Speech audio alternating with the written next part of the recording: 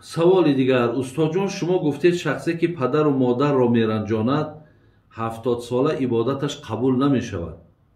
вале ман падарамонро аз 2 солагӣ надидем. модарам шавҳар кард, ману хоҳарамро бибиам калон карданд.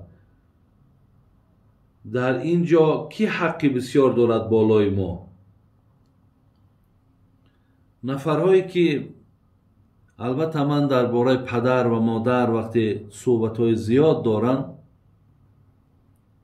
боз ҳам барои шумо мегӯям ки ино аз муқаддасотанд ва шумо эҳтироми падару модарро ҳамеша ба ҷо биёред. вале падаре ки вақте фарзанда аз 2 солагӣ мақсад дигар нигоҳу бин накард, аҳамияташ надод, ё модаре ки ӯро бурд дар пеши мақсад модари худаш гузошт ва рафт дунболи шавҳар кардан, инҳо падару модар ба ҳисоб мераванд. бародарои азиз, яъне агарчанде ки шуморо партофтанд, агарчанде ки шуморо нигоҳубин накарданд, агарчанде ки шуморо аз гӯем оғӯши гарми худшон бенасиб карданд, вале инҳо дар пешгоҳи Аллоҳи меҳрубон масъуланд. яъне ҳамон вазифаеро ки дин барои инҳо муайян карда буд ки ин фарзанда бояд ки инҳо ба воя мерасониданд, таълим медоданд, ин тарбия мекарданд, вақте накарданд, барои накардагиҳошон инҳо пеши Аллоҳи меҳрубон ҳатман ҷазошона мегиранд. вале агар вақте шумо ба воя расидину баъдан фаҳмидем ки вай модари ту аст ё падари ту аст, шумо барои хотири дин, ба хотири худо рафта ҳамчун падар бо ӯ салом алейктона кунед, рафту омадтона барқарор кунед, ё ба модартон бошад, хай чизе карда накардан барои онҳо таъна насозен. акӯ ин кор шудагия, дигар дуюмбора ин гапа мақсад гуфтан ҳоҷат нест. барои ҳамин айдастон омаду бечора бошану нотавон бошану бешароит бошанд, шумо агар имконият дошта бошед дастшона бигирен, иншоалло савоб мегирен, дуошона бигирен, савоб мегирен. вале акун гап дар сари ӯ падару модароеро ки эҳтиромҳошон фарзу воҷибай, ки онҳо бечора хеле заҳмат кашиданд, албатта ин падару модар аз ӯ фарқ мекунад. вале фарқ ҳам ки кунад, ҳамон ҳаққи падарию модариш аз гардана декин соқит намешавад. падар ё модар, бародарои азиз, як чиза донем ки агар ҳар шакле ки бошанд, ҳар тариқе ки бошанд, вале мо дар сураи муборакаи Исро ояте дорем: аъузу биллаҳи минаш шайтони раҷим ва соҳибуҳумо фи дунё маъруфо. шумо падар ва модара агар чанде ки аз дин бегона ҳам ки бошанд, шумо барои онҳо хидмат кунед, гуфтанд Аллоҳи меҳрубон. шумо онҳоро эҳтиром кунед, шумо ба қадршон берасед. яъне кореро онҳо карданд, шумо минбаъд барои фарзандои худтон ин кор анҷом надиҳед.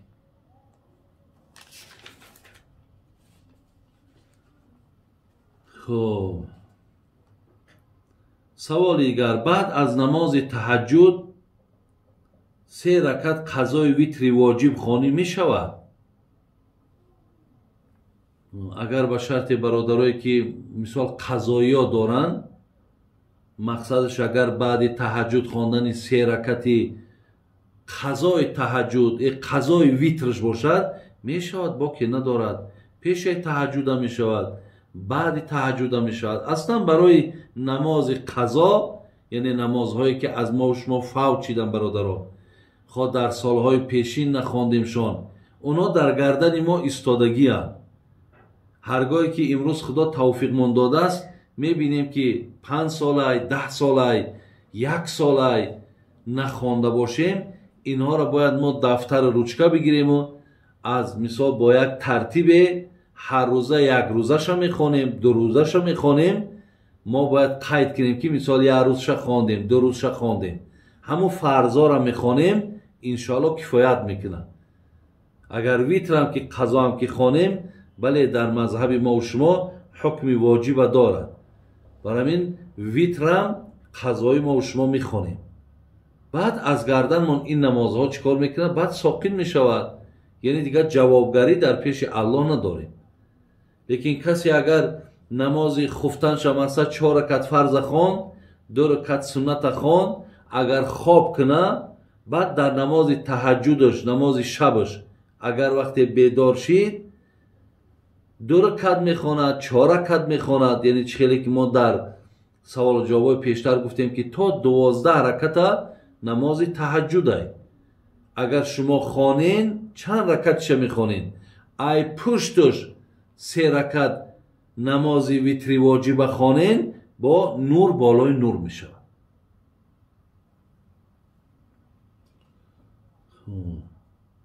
سوال دیگر: استاد وقتی که دروازه توبه بروی بنده محکم می شود،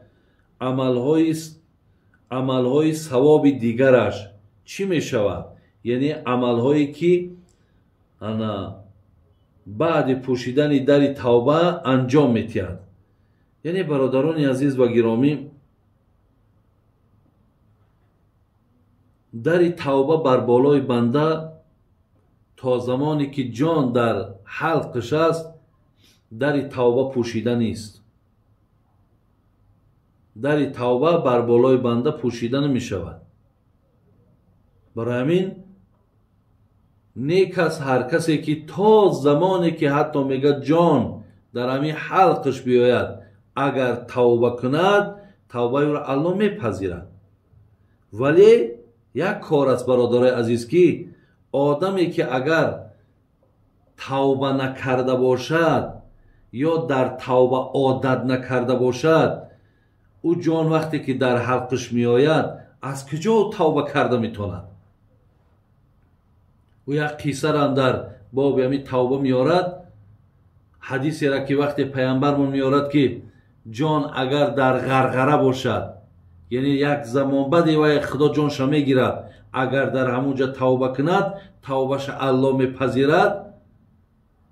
میگه یک قصه میارن که یک دوزنده بود، میگه بعدا میگه از دوزنده پرسیدن که از همه کار آسان در حالت همین برای دوزنده از همه کار آسان چی کار است؟ گفت همین قیچی را گرفته و همون مقصد متاعی که هست، همون متاع را بریدن از همه کار آسان در دوزندگی. گفت همین است. گفت اگر جان در حلقت بیاید، در تو آیا همین کار آسان ترین را که 30 سال کردگی، یعنی تجربه کارش باید 30 سال بوده است، آیا همین عادی ترین کاری را که شما گفتیم بریدن متاع هست، جان در حلق بیاید، آیا همین کار کرده میتونید؟ گفتن نه، نمیتونیم. پس صاحب قصه میگه آدمی که 30 سال تجربه بریدن متریال دارد، متاع دارد، وقتی جانش در حلقش میآید همون عادی ترین کار کردن نمیتواند. نفری که در توبه کردن عادت نکرده باشد، ببین یگان بار به یادش توبه کردن نزده باشد و جان در حقش بیاید، از کجا وای توبه کرده میتواند؟ مقصد این قصه، مقصد این سخن این است که برادرای عزیز، دروازه قبول الله مهربان بر بالای ما و شما گشاده است. هر زمانی که اگر شما خواهین اگر بیایید، الله مهربان شما را به بندگیش قبول میکند، به بندگی شما را قبول میکند. شاعر میگفت ای موی سفید کرده نامسیها، ای موی سفید کرده نامسیها، یک چند گریخته زی درگاه خدا.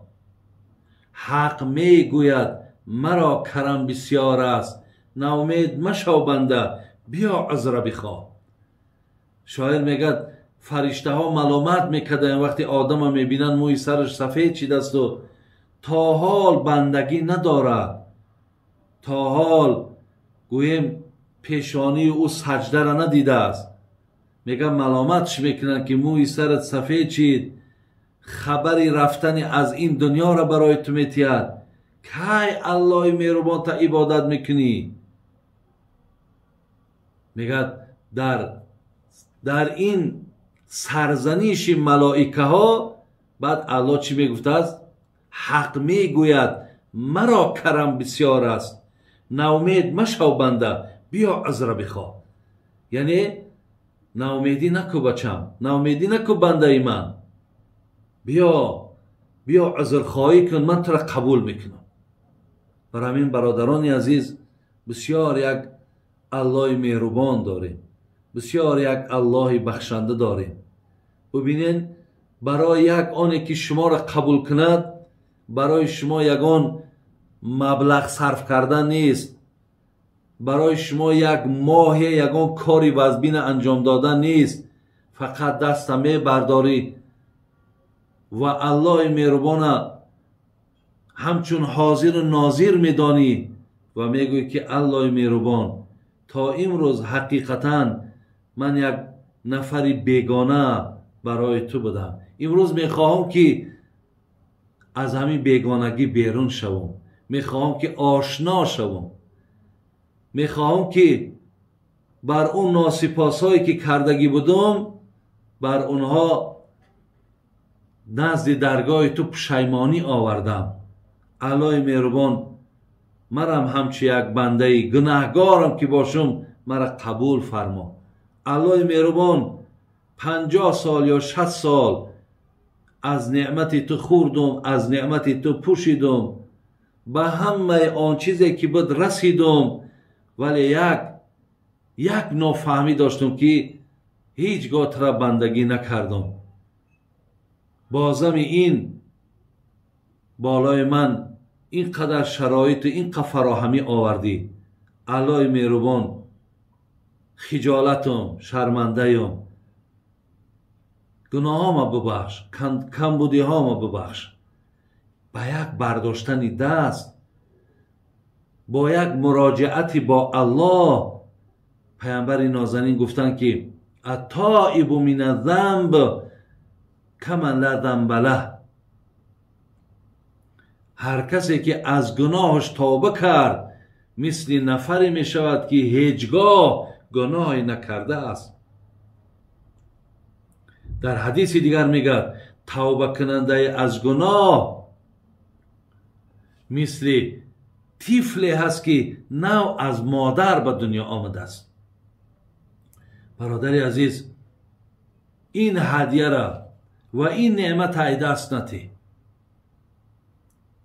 برای همین در توبه بسته نیست، در توبه باز است. ببینین روز الله در توبه را میکشاید تا گناهگارهای شب توبه کنند، شب میکشاید تا گناهگارهای روز به سوی او توبه کنند. برای همین برادر عزیز رو به سوی الله بیارین، به گناههای پیشترتان، کردگیهای پیشترتان ناامید نشوین. ببینین خجالت نشوین، چیزی بود نبود انجام دادی، امروز الله مهربان داری، الله داری که توبه تو را قبول میکند، فریاد تو را میشنود. برای من مراجعت کن، انشاءالله خدای مهربان تو را به بندگیش قبول میکند. برای من دادر عزیز دروازه توبه هیچ وقت بسته نیست، ولی حرکت کنین که تا زمانی که جان مقصد یا حالت محتضر، حالتی که جان تا او زمان تا علاقه توبه را باید کردگی باشی. زیرا در حالت دیگر حالت سکرات های، حالت غمرات های دیگر، تمامی وجودت می سوزد، تمامی عضوها درمندن دیگر، همو بر همو حال خودتو به همو گویم که جانگدازی خودت مشغول میشه، دیگر نه کلمه به یادت میزنه و نه توبه کرده میتونی. الله مهربان دعا میکنم که تمام نفرهایی که اگر چنده که در معصیت آلوده بودند، در کمبودی ها آلوده بودند، خدایا مرحمت کن، در قلبهای اونها هم محبت خودت، ترس خودت جای ته و الله مهربان اونها را هم از زمره نفرهایی کن که روز قیامت از اونا راضی باشی. خب بابا جان میگویند که کسی طهارت خوب کند و کلمه شهادت را گوید، همه دروازه های جنت بروی از باز می شود. آیا این درست است؟ یعنی کدام برادر از ما، برادر از من حاضر اینجا یک حدیث پیامبر می بینیم در این بابم برای شما گفته میگذاریم.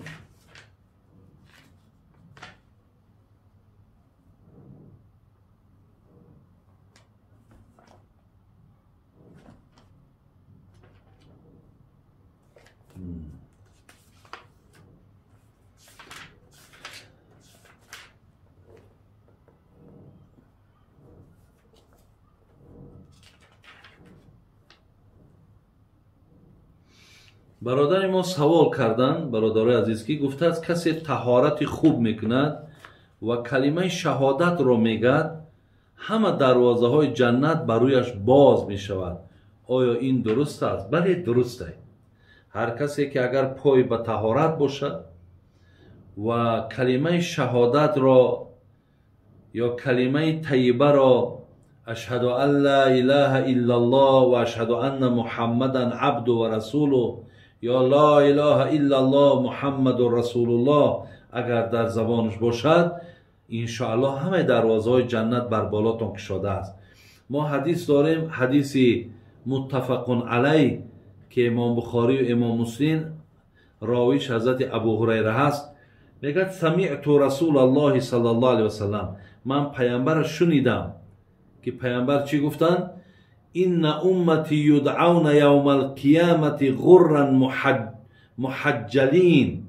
روز قیامت پیامبرمون میگه که امتای من به میدان محشر آورده میشوند زمانی که اونها بسیار محجلین، بسیار نورانی هستند.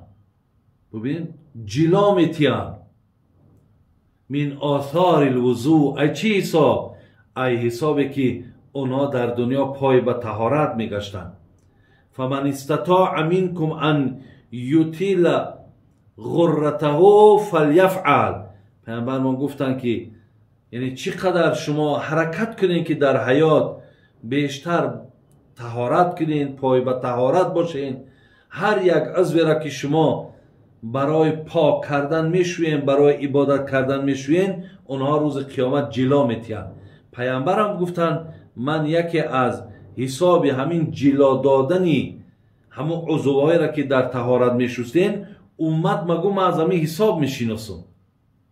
یعنی شناس شدن پیامبر یا دانستن پیامبرمان از همین حساب میشد است. برادر عزیز، حضرت عثمان میارد حدیث مسلمه، میگه من توضأ فاحسن الوضوء خرجت خطایا من جسدی حتی تخرج من تحت اظفاری. حضرت ابین میگه که هر کسی که اگر طهارت خوب کند، یعنی هر یک اعضاش با پرگی تر کند، سه بار بشود، میگه تمام خطاهایی که در جسدش کرده بود همه خطاها را از جسدش الله مهربان بیرون میکند. حتی از تگ ناخونش هم پیامبرمون میگه الله مهربان خطاهاش نابود میکند. شما ببینید حدیثی را که برادری ما از اینجا گفت، من گفتم بله حقیقت دارد. ببینید حدیث امام مسلم است. ان عمر ابن الخطاب، جناب عمر رضی الله عنه حدیث میارد از پیامبر ما منکم من احد یتوضأ فیبلغ او فیسبغ الوضوء ثم یقول اشهد ان لا اله الا الله وحده لا شریک له و اشهد ان محمدا عبده و رسوله الا فتحت له ابواب الجنه الثمانیه یدخل من ایها شاء. ببینید حضرت چی گفتن؟ گفتن اگر کسی از شما طهارت خوب میکند، طهارت نیک میکند و بعد از آن انامین کلمه را میگد اشهد ان لا اله الا الله وحده لا شریک له و اشهد ان محمدا عبده و رسوله الا فتحت له ابواب الجنه الثمانیه، درهای 8 در جنت بر بالاش کشاده می شود. یدخل من ایها شاء، پیامبر میگه از کدام دری که میخواهد داخل شود در جنت. یعنی 8 در جنت الله مهربان بعد طهارت کردن و بعد برادرای عزیز اون کلمه زیبا را گفتن، انشاءالله درهای جنت الله بر بالای شما کشاده میکنه.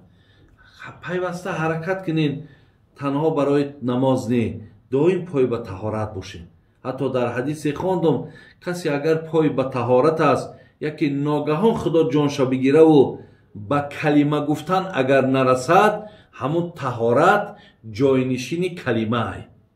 ببینید یعنی همچنان است که این همون کلمه لا اله الا الله را گفت است.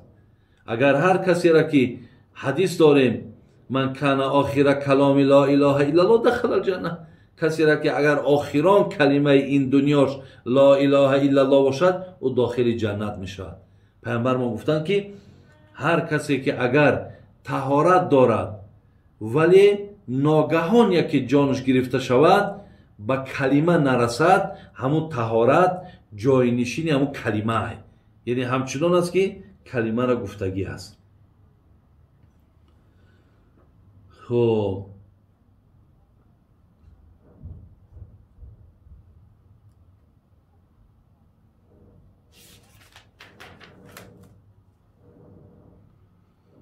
استاد جان میگد زنها مشکل کشا میکنن، این چی معنا دارد؟ اصلا من در یگان معرکه‌ای که می مشکل کشا میشود اشتراک نکردم، لیکن از نامش میفهمم که همین کار خیر نیست، کار خوب نیست.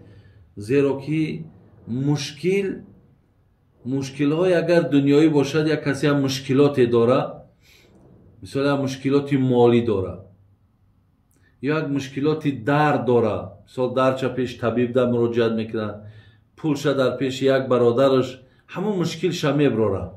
لیکن یگان مشکلاتی داشته باشد و رود یک کسی دیگر مقصد اون مشکلاتی را که الله فقط حل کرده میتونه، اگر این انسان گوید که من حل میکنم گفته و با همین کارها اگر سر کار داشته باشد، البته این درست نیست. اصلا هر کسی که چی مشکلاتی که دارد برادر عزیز در حاضره فقط مراجعت کند به یک اهل علم، به یک اهل تقوا، گوید که در حقم دعا کن که مشکلات دارم. اینش انشاءالله یگان گویم ضرر زیان در دین ما و شما، در ایمانداری ما و شما ندارد.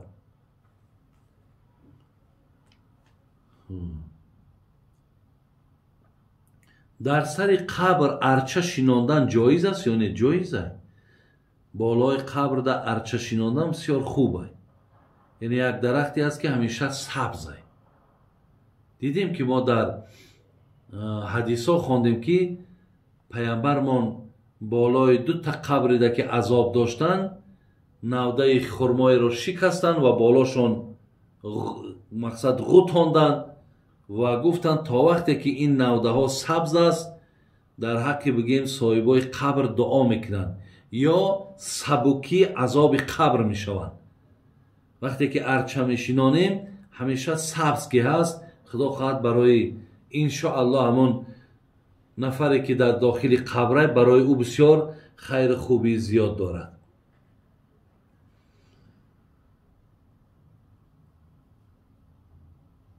انشاءالله باز من برای شما اینجا سوالای خیلی زیادن، گمان میکنم که انشاءالله امین شازیره در کفایت میکند، به خاطر که خدمم احساس کردم که انا خستگی فرام گرفت و دوام این مسئله و مسئله انشاءالله با در روزهای نزدیک به سمتون میرسانم.